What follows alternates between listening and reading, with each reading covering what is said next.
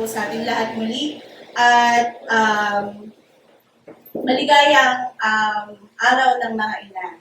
Happy Mother's Day po sa ating mga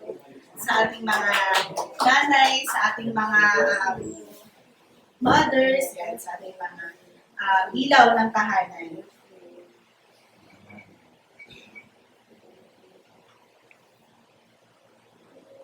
So today, as I always said naman po, glory to God whenever I am standing in front because it's through God's strength, it's through God's grace and mercy na nagagamit tayo ng Panginoon at nakakatayo sa harapan upang ibahagi ang kanyang mensahe. Sa umagang ito, tunay na ang Panginoon ang ating high priest, yung message na kanina, no? We have to come boldly to the throne of grace. Because apart from that, apart from having or being in the grace of God, we cannot do anything. We cannot accomplish things. And wala siyang magiging, hindi siya magiging fruitful sa ugasan ng Panginoon. Samahan niyo po ako sa panalangin. Panginoong Jesus, aming Ama, Panginoon, salamat Lord sa umagang ito na binigyan niyo po kami ng pagkakataon, Lord, upang makinig, mag-aral ng inyong salita. Salamat sa kalakasan, sa paggising mo sa bawat isa, Panginoon. Sa panibagong araw, panibagong pag-asa, Lord, kalakasan na inyong pinagkaloob. Dalangin ko, Lord, na ikaw ang makita, ikaw ang matanggap ng bawat isa. Itago niyo po ka, Lord, sa inyong presensya at ikaw lamang po, Lord God, ang aming tatanggapin, Lord, at nanamnamin ang inyong mga salita. Sa inyo lahat ng papuri, pasasalamat at pagsamba sa pangalan mo aming Panginoong Jesus. Amen. Amen. Yan. So, nakakatuwa po na bawat isa ay malakas, di ba? Bawat isa ay nabigyan ng pagkakataon na magpatuloy sa Panginoon, no? Magpatuloy, magpalakasan sa bawat isa. At alam naman natin na marami tayong mga kanya-kanyang kwento. No? May kanya-kanya tayong mga ups and downs ng buhay natin. May kanya-kanya tayong mga battle na pinagdadaanan. But the Lord is telling us to stand free. Yun yung message natin ngayon sa Galatians chapter 5, verse 1 to 6.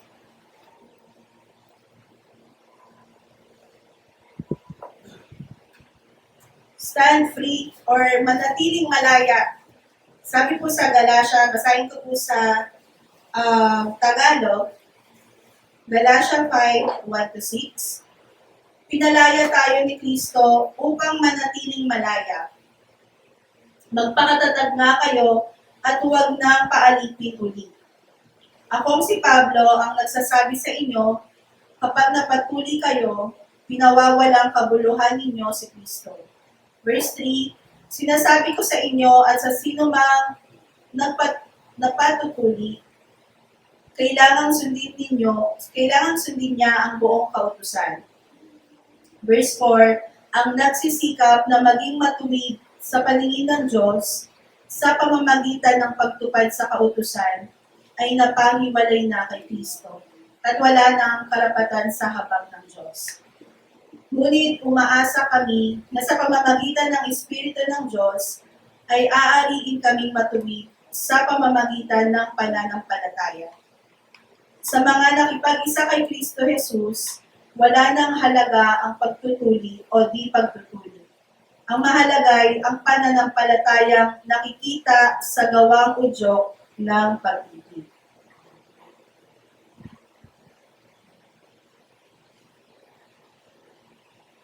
Sa New King James po ang sabi,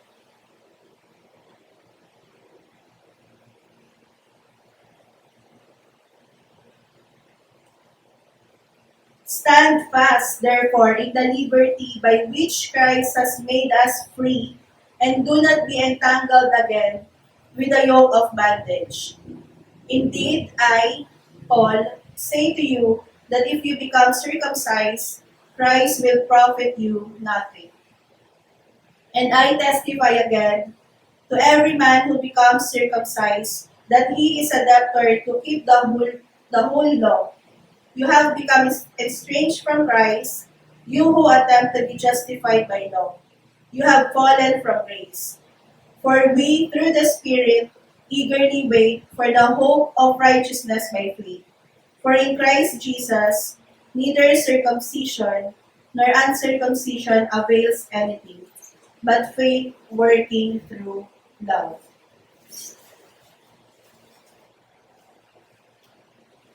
So ang tanong nga po, tayo ba ay tumanggap ng freedom sa Panginoon? Tumanggap po ba tayo ng freedom sa Panginoon? Amen.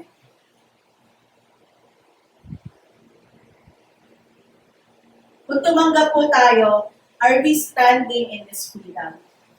Tayo po ba ay nakatayo or nananatili sa kalayaang ibinigay ng Diyos?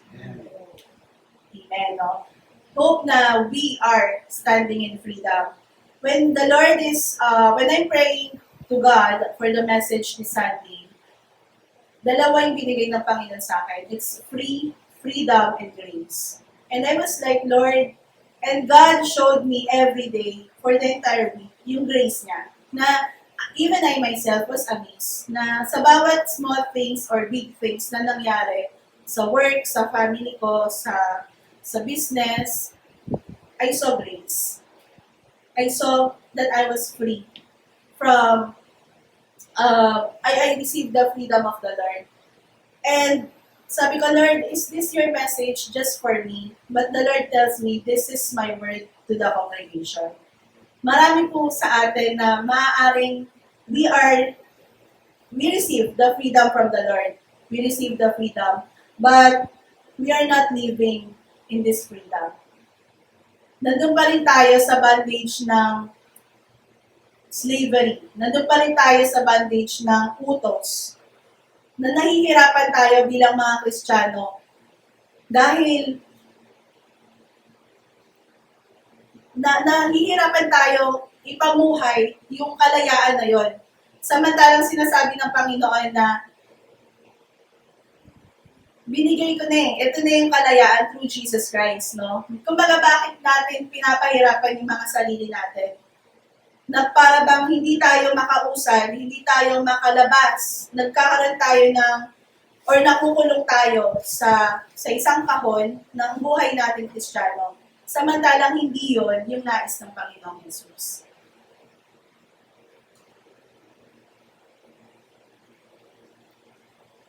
The illustration po ng Galatians 5:1-6 is a comparison ng freedom in Christ at bondage of slavery. Dun po sa nabasa natin kanina, no? Makikita natin that in freedom in Christ, we are, or they should be, ang sabi ni Paul, they should be living in grace. They are,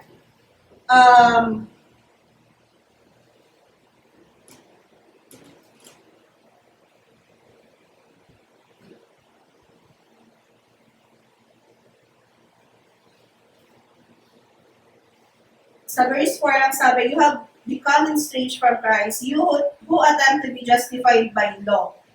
You have fallen from grace. Basahin ko po sa New Living Translation. Ang NLT po ay isa sa mababaw na translation ng, kumbaga sa pagpapaliwanag. No? Meron tayong iba't ibang version ng Bible. And sa New Living Translation, isa siya sa kumbaga plain or mababaw na English na words yung ginagamit nila. Sabi sa verse 4, for if you are trying to make yourselves right with God by keeping the law, you have been cut off from Christ.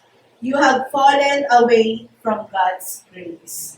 So nakita natin, no, hindi pwedeng magsama yung law at yung grace. It's either you're living under the law or you are living under the grace. You cannot say na a portion, dala-dala ko to ang portion ng konting law at may portion din ako ng grace. Hindi din siya ganon. Because the word is telling us, if you keep the law, you have cut off from Christ.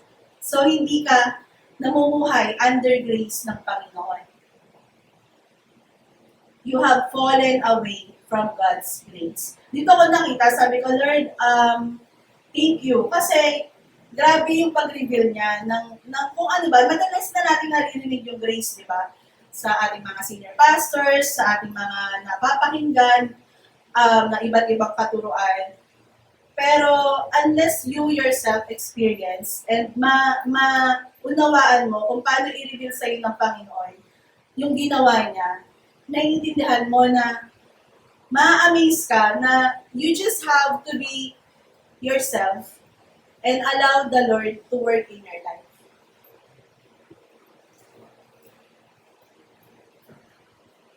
So sabi, freedom in Christ is living by grace.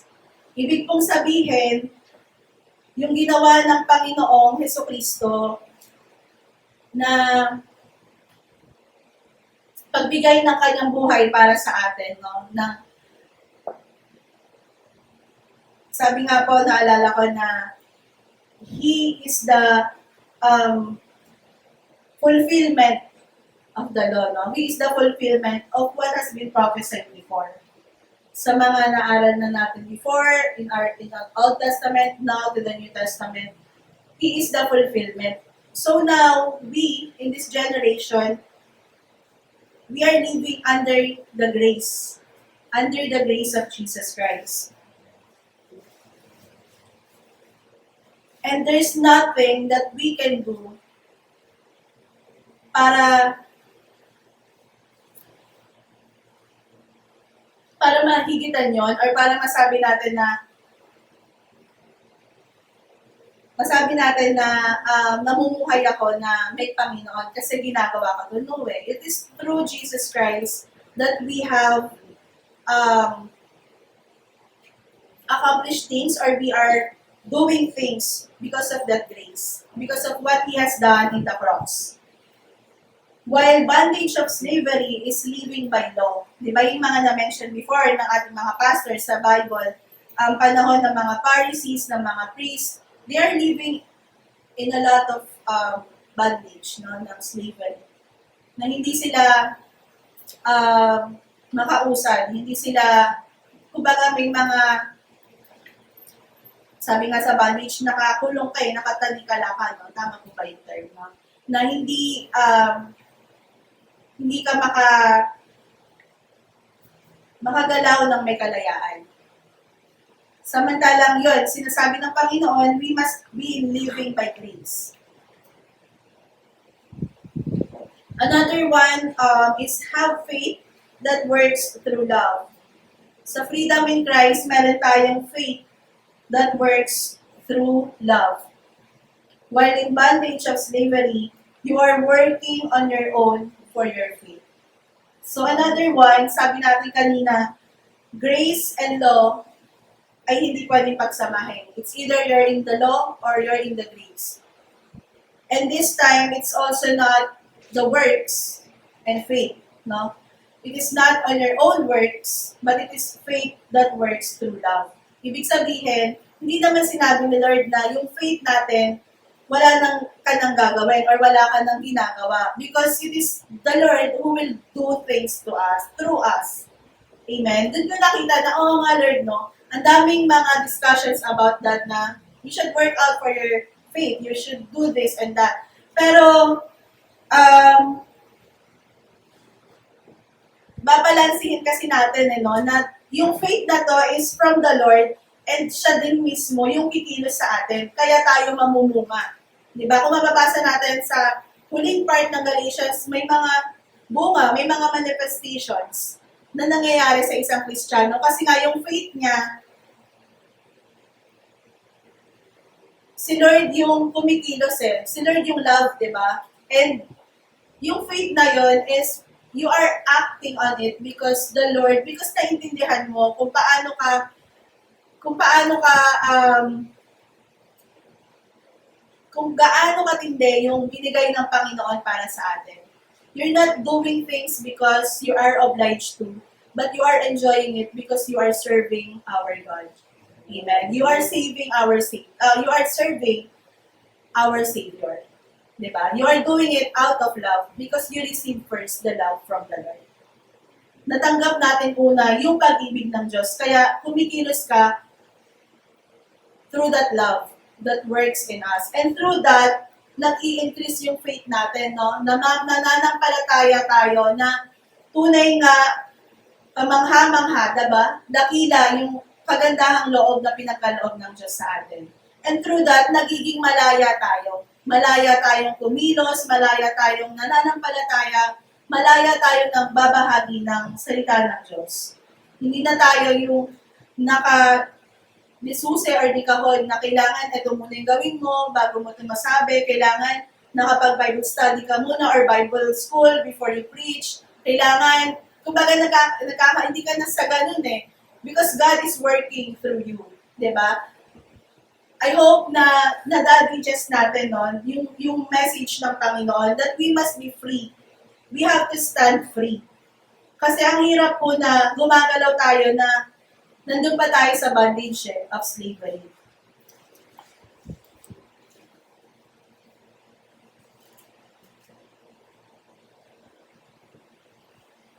May gusto nga din po pala akong i-share sa konteksto ng Galatians sa Tagalog po. Dito na isabi ni Paul,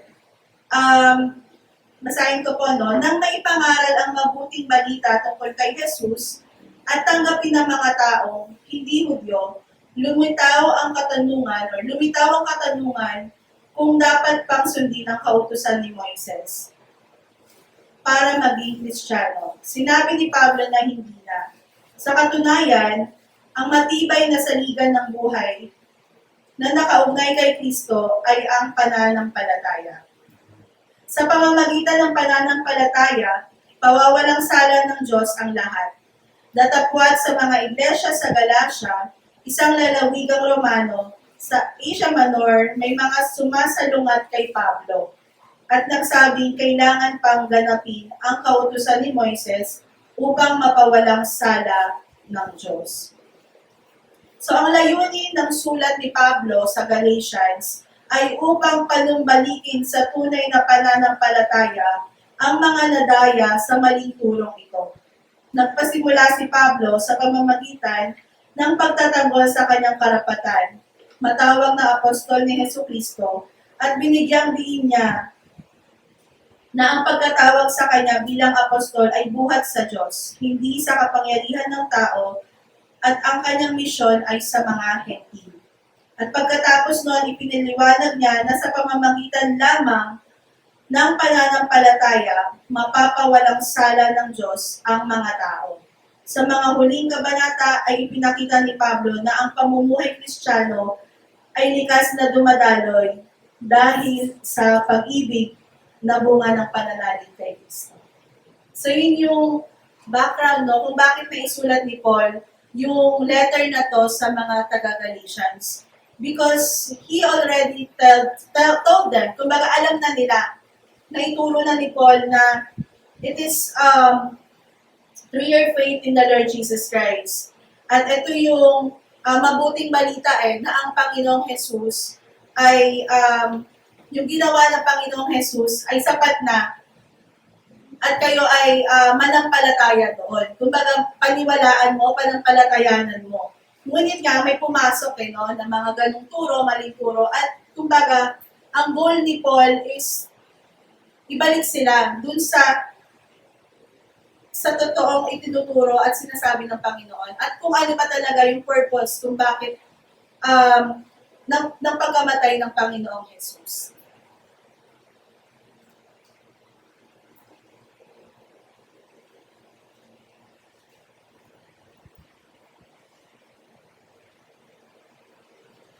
So, meron lang po tayong tatlo. Maiksi lang po siya kung tutuusin. But, the lesson or the message of God telling us to stand free or manatili tayong malaya dahil kailangan natin, di ba? Kailangan natin. Tayo din po yung magsasuffer if we allow ourselves um,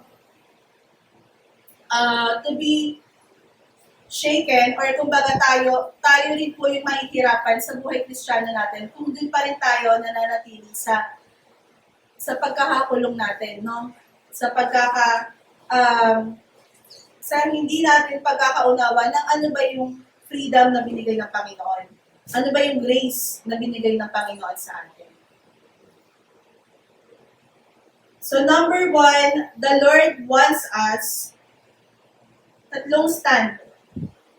Stand in freedom. Number 1 is stand in freedom. Sabi po, di ba, through Jesus Christ, we have been set free. In application po sa ating buhay ngayon, no, lahat tayo ay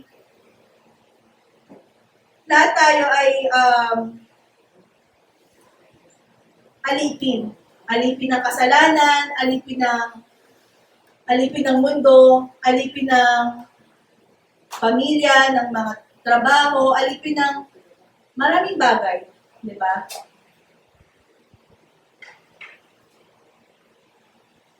Sa mga mothers, di ba, naisip niyo ba na kung alipin kayo? Hindi naman din, di ba? Pero I hope that stand in freedom, sinasabi ng Panginoon na you are placed there, especially sa mga mothers natin, no? There are kasi cases that I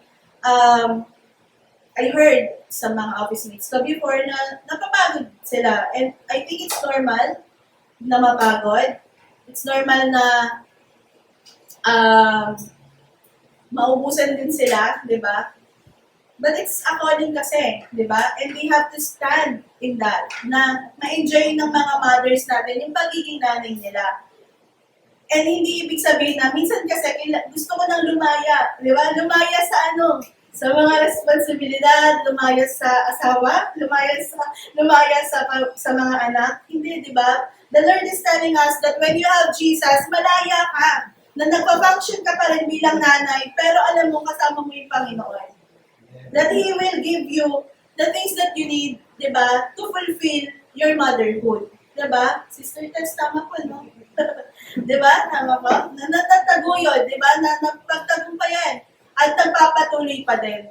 Na you have that stand na ang Panginoon yung kasama mo eh. Yes, that there will be hardship along the way, pero hindi ka matitinag eh. Hindi ka susuko na lang. Kasi ang Panginoon, ang kasama mo, no? Ang Panginoon ang siyang lahat-lahat sa buhay natin. So, stand in freedom. Through Jesus Christ, we have been set free. We must no longer be in bondage of slavery. In John 8:36, sabi nga po, so if the Son sets you free, you will be free indeed. Amen? And eto, grabe yung pag-speak ng Panginoon dito sa akin na, oo nga, Deb, no? Nung pinalaya na ako ng Diyos, malaya na nga. Madalas kasi natin itong naririnig eh. Oh, you have been set free, you must be free. Pero, after hindi ka na, parang kumbaga, ano ba talaga yung sinasabi ng Panginoon? Na the Lord Jesus sets us free, we must be free indeed. So, dapat namumuhay nga tayo sa kalayaan. Diba? Next month, Independence Day. Pero ng bansa natin. Pero tayo po mga Kristiyano, mula nang binigay ang buktong na anak ng Panginoong Jesucristo natin, malaya na tayo eh, di ba? Pinalaya na tayo. Amen. So if the Son sets you free, you will be free indeed. Stand po tayo sa freedom na to. Second, stand in grace. So we are no longer under the law, but under the grace. Sabi po natin kanina, we cannot be under grace and law, and we cannot be a realist and a legalist. So ang realist is, realidad, di ba? Kung ano ba yung sinabi ng Panginoon, ano ba yung ginawa ng Diyos sa krus ng Kalbaryo, that we must believe and have faith on it. While legalist is telling us na ito yung dapat mong gawin para ma-receive mo to. Ito yung kailangan mo pang i-accomplish bago mo ito matanggap. Yung mas ko po, no, dun nang usap din ni Lord, sabi dun, by grace you have been saved.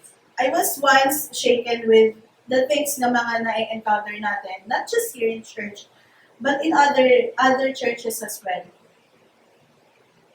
When the Lord is telling you na may condition ba, mawawala ba yung salvation mo, the Lord just spoke to me, by grace you have been saved. I was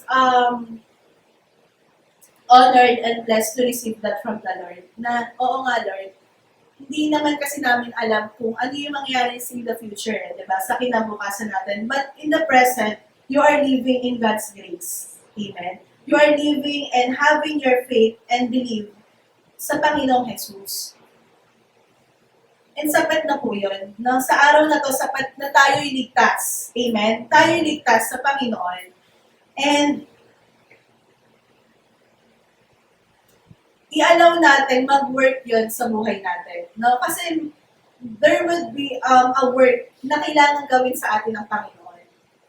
Di ba? Hindi naman sinabi na, oh, you're saved na, wala ka nang gagawin na hindi ka na nagpa-function, di ba? Bilang kung ano yung pagkatawag mo, kung nasang kamang area ng buhay mo, di ba? There is a work, di ba? Dahil gagawa nga ang Panginoon sa pamilya mo, sa trabaho mo, sa church, sa calling mo, gagawa siya sa'yo. And there will be fruits towards that. There will be manifestations. So stand in grace. No? Stand in grace. And that grace, yung kagandahang loob ng Panginoon, yung ginawa ng Diyos sa krus ng Kalbaryo. Stand po tayo doon. And last is stand in faith. Nabasa po natin in verse 6, faith that works through love. Sabi po, faith is the result of believing the gospel, the good news that Jesus died for our sin and made a way for us to be right in God and have eternity with Him. Not by our own works, but through faith that works. I think kulang lang po na. But through His works. Not by our own works, but through His works.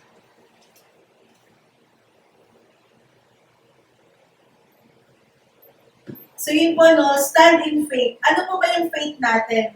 Ano po ba yung stand natin sa ating pananampalataya sa Diyos? Di ba po yun yung ginawa ng Diyos? Di ba?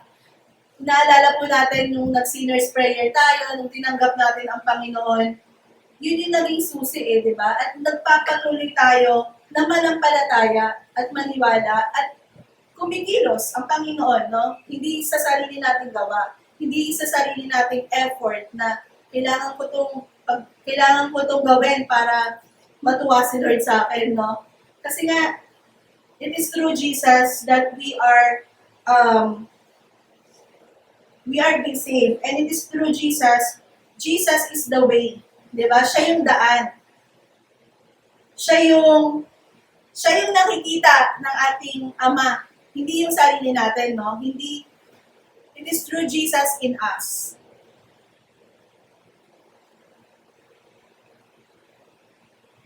So not by our own works, but through His works. Amen? Through His works. And ang dami pong gusto pang gawin ng Panginoon sa atin. Marami siyang great plans. I-allow po natin, i-open po natin yung sarili natin, no? Maging willing tayo na yung work ng Panginoon ay kumilos talaga sa buhay natin.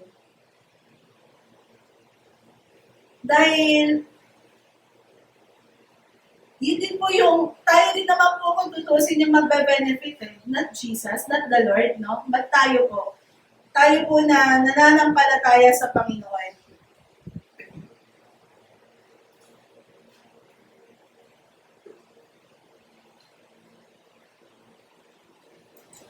So yun po, no? For us to stand free or maging manatiling malaya, we have to stand in freedom in our Christ. We have to stand in our freedom. We have to stand in grace. And we have to stand in faith. Amen. At tayo po ay pinalaya ng Diyos. Kung tayo po'y malaya, pamuhay natin, no? Maging malaya nga po tayo. Baka po meron pa sa atin na nararamdaman mong hindi ka pa malaya. Diba? It's your say to the Lord. The Lord is willing to work in us. The Lord is so willing to work and accomplish things through us. Bakit? Kasi sa Kanya pa rin yung kapurihan nun eh, di ba? When it is being accomplished through us, glory to God, di ba? Glory to God kasi napurihan siya.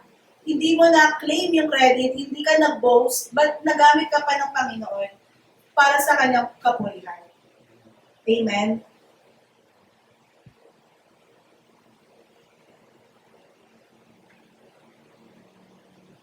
So tayo po ay patuloy na mag-stand in faith. Stand in freedom, stand in grace, and stand in our faith.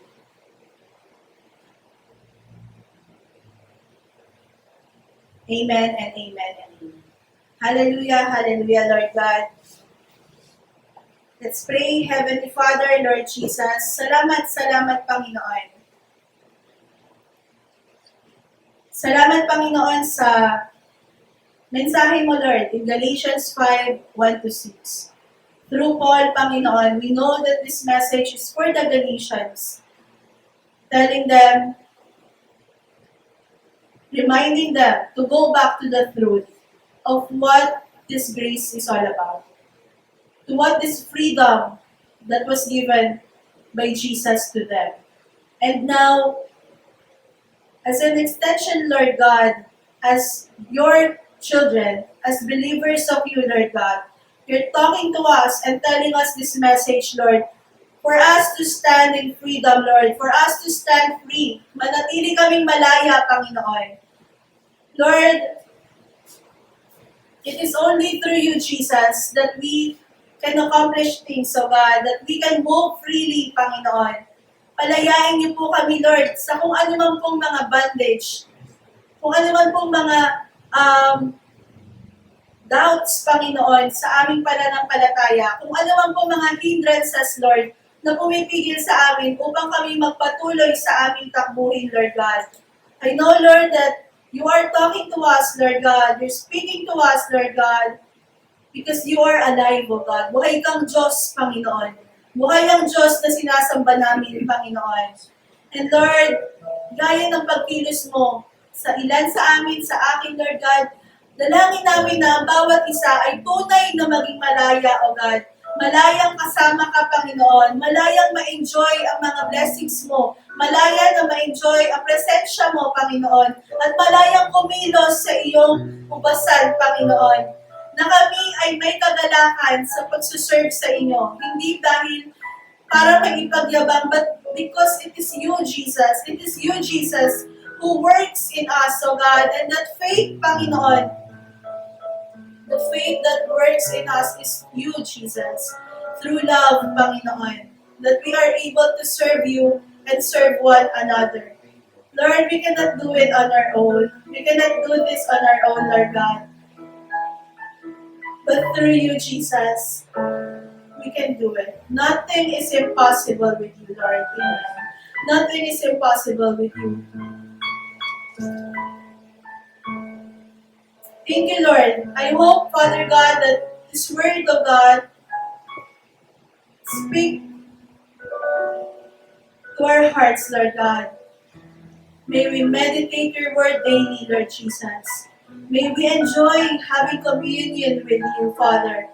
Because it's not just about this Sunday, Lord God. It's not just about this day, but mostly outside, oh God. After this is our real life, oh God. After this service, help us, Lord, to respond according to your will. Anong gagawin namin, Lord, after this service? Mamumuhay ba kami, Lord, na nandun pa rin sa mga pagkakakulong, sa mga walang kalayaan ng aming pananampalataya? Or dun kami, Lord, sa sinasabi mong, kami pinalaya mo na. sa pamamagitan mo, aming Panginoong Yesus. Sa paglabas namin, Lord, at pagharap muli sa aming mga pamilya, sa aming mga trabaho, sa aming community, nandun yung malaya kami, Lord God. Nandun yung nasa iyo kami, Panginoon, at ikaw ay kumikilos at nakikita sa amin. Continue, Lord, to use each and every one of us, my brothers and sisters, Lord, even those that are not here, Father God, and listening to this video, God, we pray, Lord, use them mightily, Lord. Speak to them, oh God. Work in us, Father God.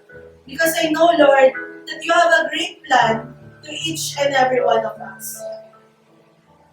Gamitin mo ang bawat isa, Panginoon, ng daluyan ng mga plano mo, Panginoon, daluyan ng pagpapala, Panginoon. At lahat ng ito ay para sa kapurihan mo, Panginoon. Ang lahat ng ito ay para sa kadakilaan mo, Panginoon. You are all worth it, Panginoon. Worth it to be served, O God. You are worthy to be worshipped, Lord God. You are worthy to be praised, O God. You are worthy of everything, Panginoon. And we give thanks to God. We give thank you, Lord God. We give our thanksgiving. Sapagkat, Lord, we are undeserved of all of this. But yet, we experience it, Lord God. Naranasan namin yung mga bagay na we don't deserve. And we thank you, Lord. We thank you so much for your grace and mercy that abounds to us. Help us, Lord God, to live a life according to your will and through Jesus Christ, who lives in us. Who lives in us, Father. Continue, Lord, to mold us. Continue to teach us your ways. At maging patay kami, Lord, sa aming mga sarili upang ikaw ang mabuhay sa amin, Lord God. Ikaw ang makita sa amin, Panginoon. Muli, Panginoon, maraming salamat sa pagpapatibay na ito, Panginoon, at pagpapaalala mo sa amin na kami malaya na nga, Panginoon. Kami malaya, Lord, na sumamba, manampalataya, at mamuhay sa aming mga takbuhin, O God. Salamat, Panginoon. To you all the glory, honor, and praise. In Jesus' name, Amen.